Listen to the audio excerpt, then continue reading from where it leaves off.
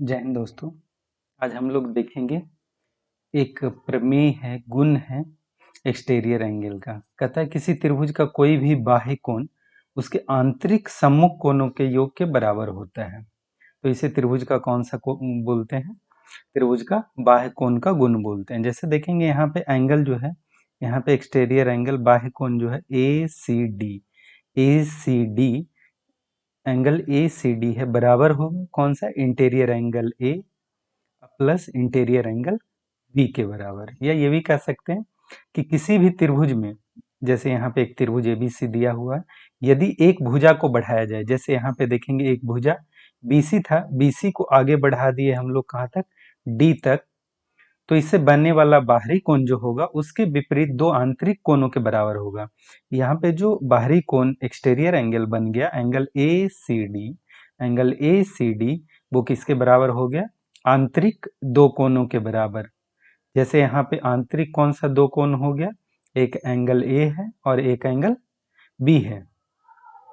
अगर देखें यहाँ पे बी ए को आगे बढ़ाया जाए, यहाँ पे आगे बढ़ाया जाए, ये मान लिया ई तक बढ़ाया जाए, तो ये जो एक्सटीरियर एंगल होगा, ये एक्सटीरियर एंगल होगा, यानी angle E A C is equal to क्या हो जाएगा? Angle B plus angle C, angle B plus angle सी।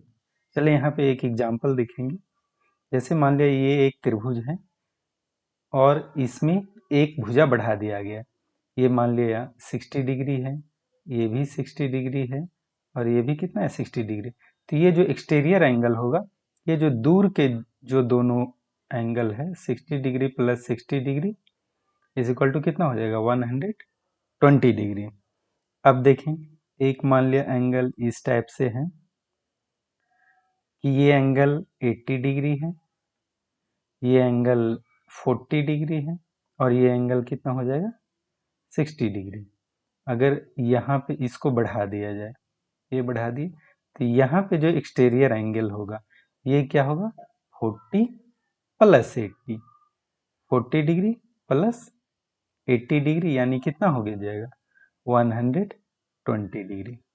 यानी कहने का मतलब है कोई भी त्रिभुज हो, किसी भी प्रकार का त्रिभुज हो, अगर एक भुजा को बढ़ाया गया और उस पे जो एक्सटीरियर एंगल बन रहा है, बाह्य कोण बन रहा है, तो बाकी जो दूर के जो दोनों कोण बच गए उसके जोड़ के बराबर होता है।